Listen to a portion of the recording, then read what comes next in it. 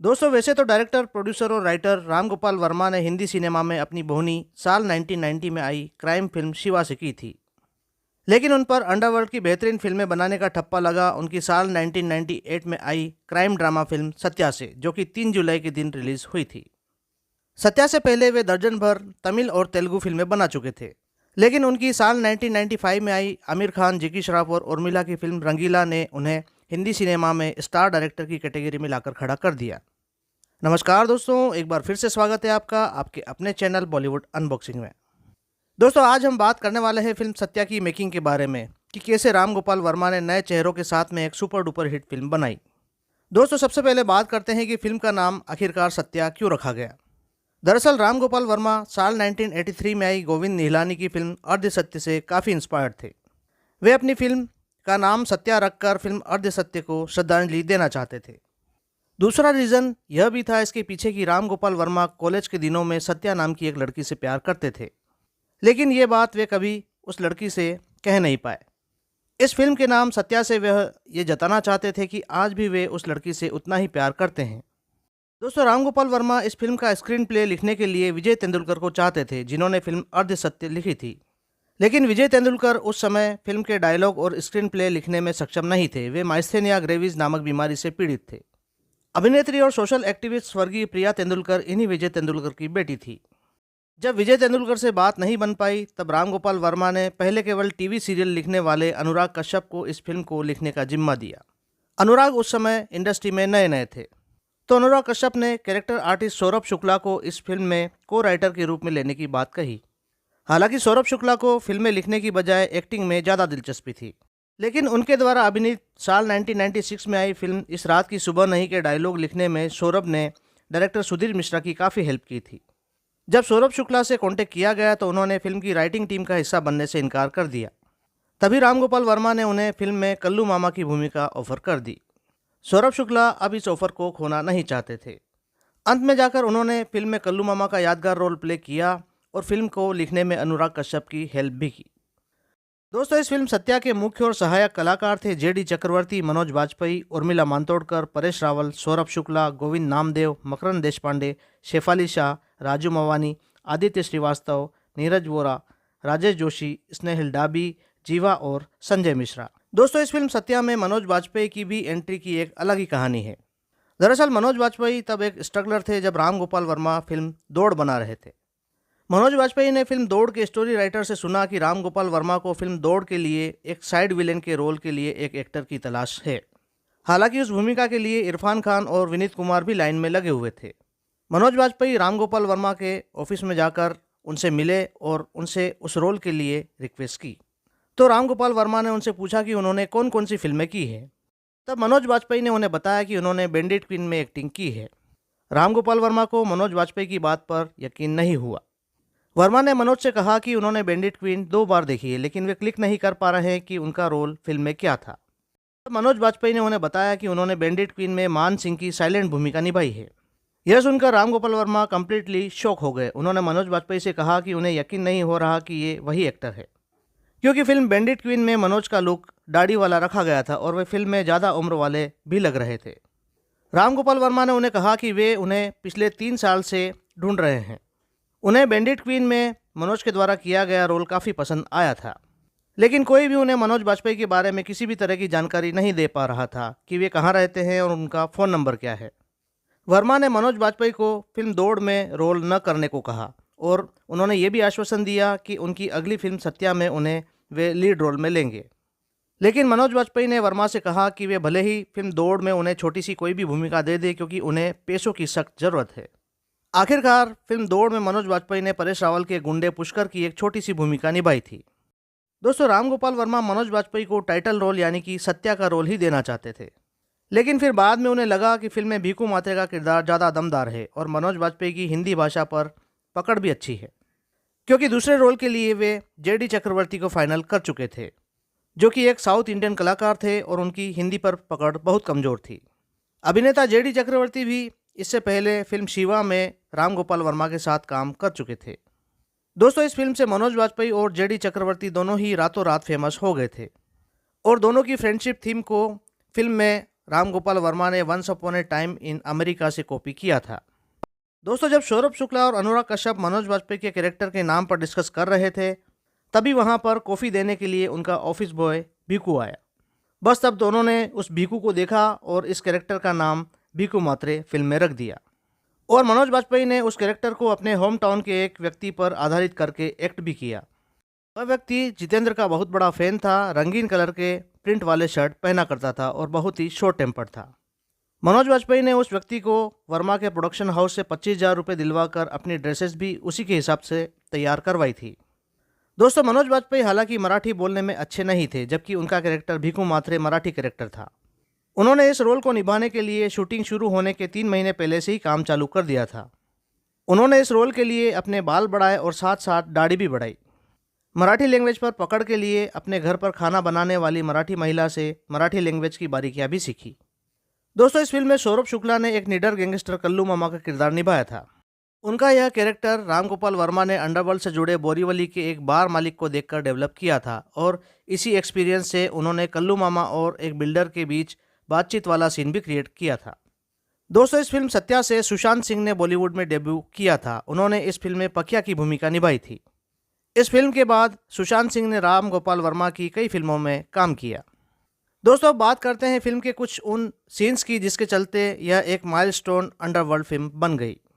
Film का एक scene है जहां पर भीकू मात्रे के 2 पंटर एक प्रोड्यूसर की गोली मारकर हत्या कर देते हैं।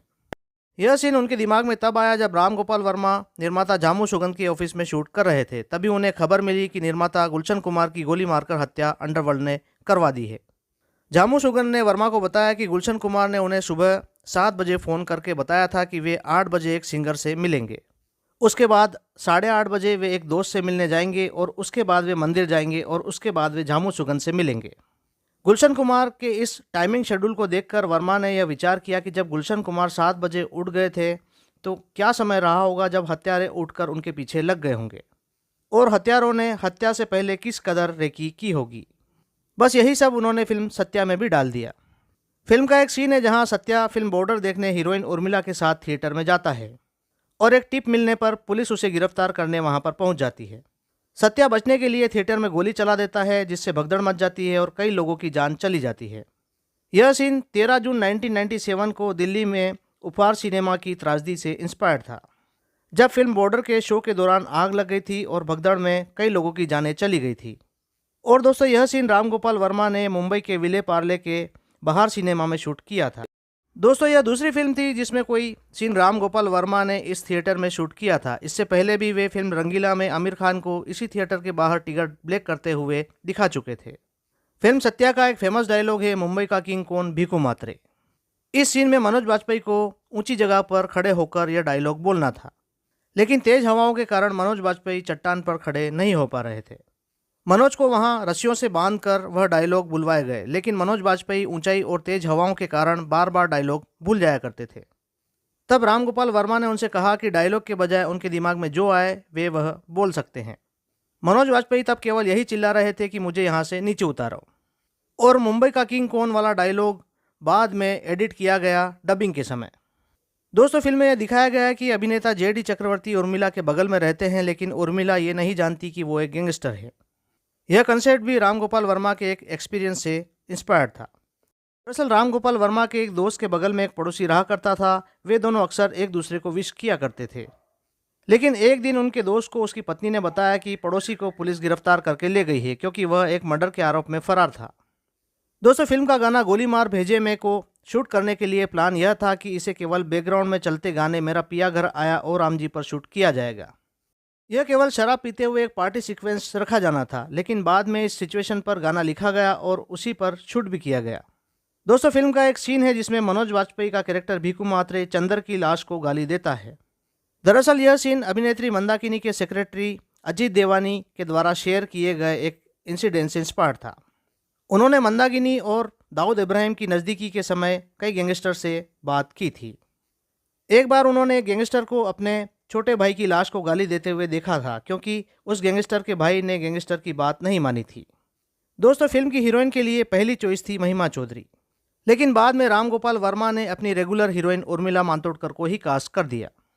फिल्म सत्या को पहले अमेरिकी सिनेमेटोग्राफर जेरार्ड हूपर शूट कर रहे थे, क्योंकि फिल्म दौड़ के कहानीकार कन्नन अय्यर ने जेरार्ड हूपर की राम गोपाल वर्मा से सिफारिश की थी। हालांकि जेरार्ड हूपर 30% ही फिल्म को कंप्लीट कर पाए और वे चले गए। बाद की फिल्म को सिनेमेटोग्राफर मजहर कामरान ने पूरा किया। दोस्तों, हालांकि राम गोपाल वर्मा एक बिना गीत वाली फिल्म बनाना चाहते थे, लेकिन उन दिनों बिना गीत वाली फिल्म बनाना लगभग असंभव था। इस फिल्म के संगीत की बात करें तो इस फिल्म में 6 गाने रखे गए थे जिन्हें गुलजार ने लिखा था और इनको संगीत दिया था विशाल भारद्वाज और संदीप चोटा ने। इन गीतों को अपनी अपनी आवाज़ दी थी लता मंगेशकर, आशा भोसले, सुरेश वाडेकर, हरिहरन और भूपिंदर सिंह ने। इस फिल्म के म्यूजिक डायरेक्टर विशाल भारद्वाज ने फिल्म के बाद अपने स्टूडियो का नाम भी सत्या स्टूडियो रख दिया था। दोस्तों, बांद्रा के डिम्पल थिएटर में 60 लोगों को सत्या का स्क्रीनिंग टेस्ट दिखाया गया था। जब सभी का रिस्पॉन्स नेगेटिव आया तब इसके सेकेंड हाफ के कई सीन रीशूट किए गए थे। राम गोपाल वर्मा से फिल्म के बाद यह पूछा गया कि उन्होंने लीड रोल के लिए फेमस एक्टर्स क्यों नहीं लिए, तो वर्मा का यह जवाब था कि उन्हें ऐसे एक्टर्स की ज़रूरत थी जिनकी पब्लिक के माइंड में कोई सेट इमेज ना हो और फिल्म को असली दिखाने के लिए अनजान एक्टर्स की ही ज़रूरत थी।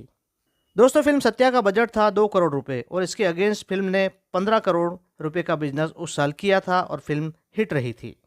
दोस्तों, पहले तो इसकी स्टार कास्ट को लेकर विदेशों में इस फिल्म के लिए कोई खास दिलचस्पी नहीं थी, लेकिन जब फिल्म ने धूम मचाई और इंडिया में अच्छा प्रदर्शन किया तो विदेशों में डिस्ट्रीब्यूटर्स ने इसके प्रिंट की मांग की।